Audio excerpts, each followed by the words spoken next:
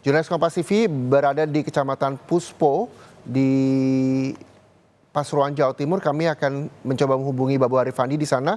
Jurnalis Kompas TV Babul Arifandi, selamat sore. Babul.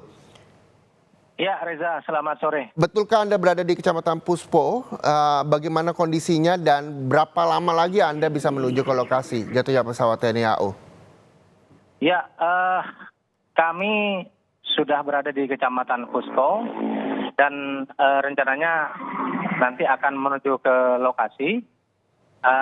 Informasi sementara yang kami dapat, jadi petugas gabungan sudah tiba di lokasi, Basarnas, TNI, kemudian Polri dan juga BPBD dan juga dibantu oleh relawan sudah tiba di lokasi dan melakukan langkah-langkah proses evakuasi.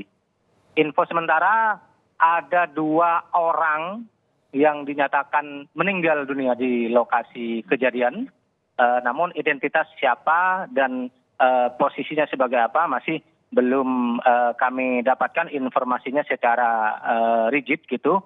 Namun informasi yang sudah tersebar sebelumnya bahwa ada 4 orang yang dinyatakan hilang dalam jatuhnya 2 pesawat latih milik TNI AU, TT 3111 dan TT 3103 yang terjadi pada siang hari tadi. Kami masih menunggu informasi terbaru dari petugas lapangan, gitu, Basarnas dan para relawan. Apakah proses pencarian akan dilanjutkan atau mendahulukan proses evakuasi 2 orang yang dikabarkan meninggal dunia ini, Reza? Ya Babul, 2 orang yang meninggal dunia ini Anda dapat informasi dari mana, Babul?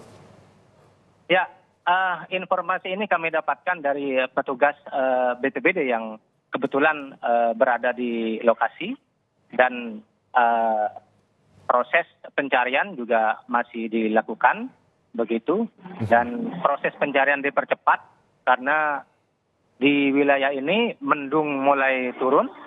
Jadi khawatirkan jika proses pencarian tidak segera dilakukan, maka medan yang terjal kemudian hujan yang diperkirakan akan turun akan menghambat proses evakuasi, Reza. Iya Babul, bagaimana dengan tadi Kadispen TNI AU sempat menyampaikan dari mulai skenario yang nantinya akan dilakukan untuk evakuasi pesawat TNI jatuh menggunakan helikopter.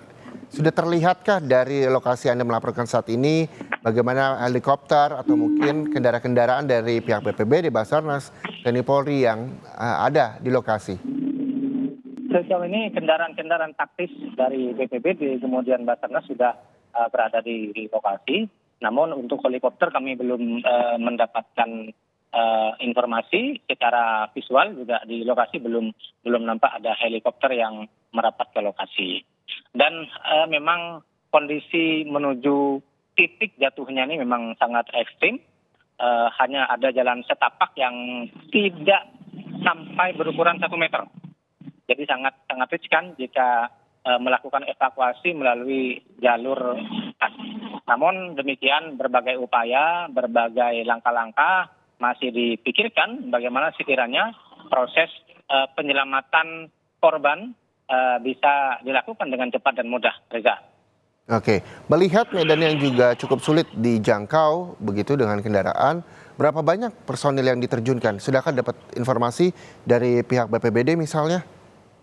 Ya, personel gabungan ini yang saya lihat tidak hanya dari BPBD, kemudian Basarnas dan juga TNI Polri, namun polsek jajaran di sekitar lokasi juga diterjunkan ke lokasi oleh Polres Pasuruan.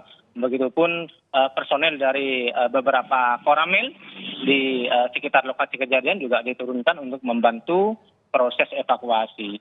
Warga sekitar kemudian relawan juga diminta terlibat agar proses evakuasi berlangsung lebih cepat.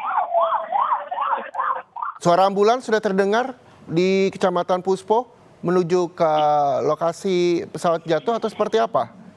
Ya, memang barusan ada mobil ambulan dari rumah sakit di Kota Pasuruan yang menuju ke lokasi, dan saya prediksi diprediksi kan memang akan melakukan proses evakuasi terhadap 2 jenazah yang dikabarkan ditemukan di lokasi kejadian oleh tim gabungan. Reza. Iya, tadi Anda sampaikan bahwa medan jalan yang sulit dijangkau itu juga menghambat proses evakuasi. Tapi tadi ada ambulans. Sejauh mana nantinya ambulans akan berhenti untuk mengangkut apapun yang bisa diangkut di sana? Ya, opsi paling memungkinkan adalah jasad ini dievakuasi dengan cara ditandu. Oke. Namun kami belum mendapat gambaran secara lengkap apakah opsi ini yang digunakan atau ambulan ini hanya sebagai antisipasi jika proses evakuasi korban dilakukan via jalur darat. Baik.